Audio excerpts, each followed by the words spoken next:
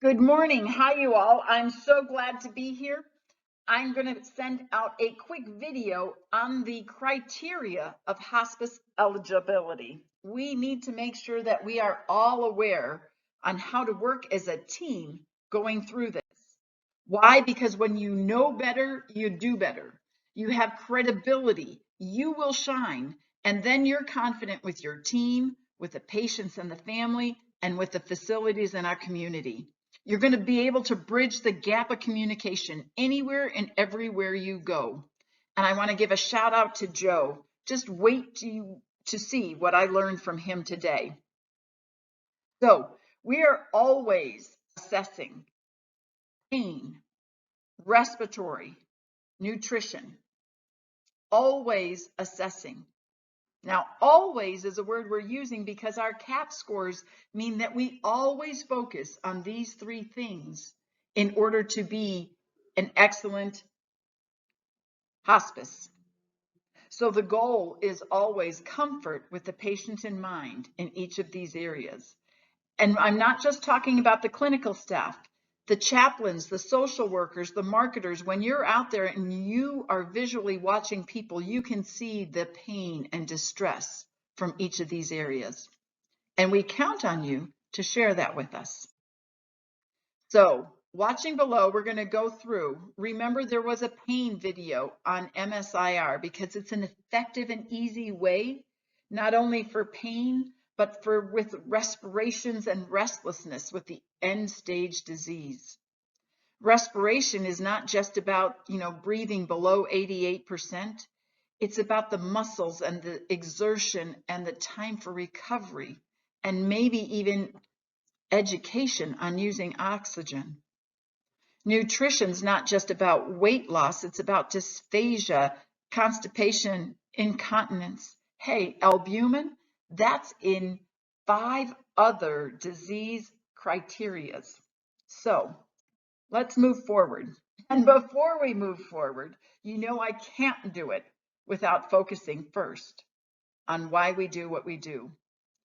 At SAGE, we provide the most compassionate, comprehensive, qualified care to people with life-limiting illnesses and to serve them through their individual journey with dignity, respect, and integrity. And compassionate, comprehensive, qualified care is not just clinical, it's for each one of us. For every individual we bring, and I know I see Tiana's face because that was her vision. And we can't do it without our core values of dignity, respect, and integrity. All right. This is what Joe showed me. How many bubbles do you pop? I said, wow, that makes it look really easy. I know on the criteria sheet that the nurses use, yes, that's for us.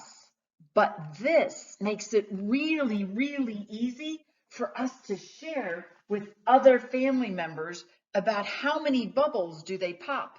Because if they're popping 3 or 4 of these bubbles, could they potentially qualify for hospice? Let me share what it says. We have multiple falls, skin breakdown, shortness of breath, medication changes, ER visits, altered mental status, unintentional weight loss, multiple infections, comorbs, increased ADL assistance. How cool is that? If you pop 3, 4 bubbles, we might be able to help you qualify for hospice. It is not our job to play God as well, to decide whether or not someone's going to die in 6 months or less. But if we use the standards that are given by Medicare, and I will send you additional PDFs from the Center of Medicare and Medicaid Services for our diseases.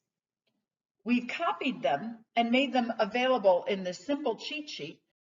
Okay, so on this page, we're going to go over the criteria. And I want you to recognize as you look at this, that dysphagia is all over this page. Albumin is all over this page. Increased assistance in ADLs all over this page. Infections all over this page. Muscle wasting all over this page. What we need to do is be able to paint the picture for the doctor. A FAST of 7A is for dementia, but unable to walk without physical assistance is the 7C. Now, if someone is ambulatory but needs standby assist, that is unable to walk without physical assistance. I know that came up yesterday in IDG. We need to look at each one of these diseases and the criteria that we have. Talk about pain, absolutely. Always assessing for pain. But the pain can come from respirations, it can come from muscle weaknesses, it can come from being bedbound, it can come from the disease itself.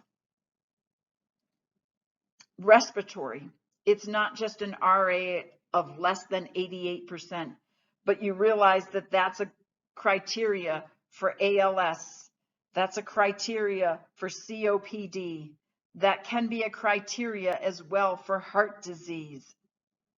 Now, we need to be aware of all of these indicators and to be able to paint the picture for our doctors. Infections are all over this page. Increased falls all over this page. Weight loss under COPD, under PCM, under stroke, under dementia. Important to note that we can paint a picture. We are not to judge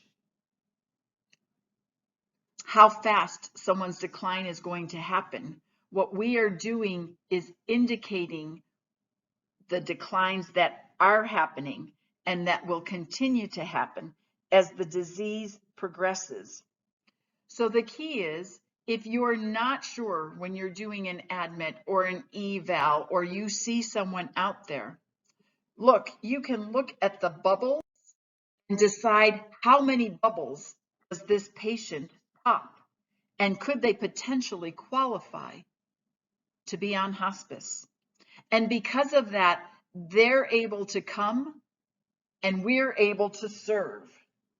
If you have any questions, always call, like the word always call into the office. You can speak with me directly. You can speak with one of the PCCs directly. You can speak to Heather and Michelle, our new PCC. The point is, if you're unsure, if you're looking for the qualifiers, and we can paint the picture, that's what our job is. Our job is not to guess how quick it will happen. Our job is to notice that it is happening. With that, please take a quick look at all of this. Let me know how I can help you to be totally engaged in your job and be the best at your job. And if you have questions, not only can you come to me, I expect you to come to me. I look forward to being able to help each and every one of you. Go make it a great day.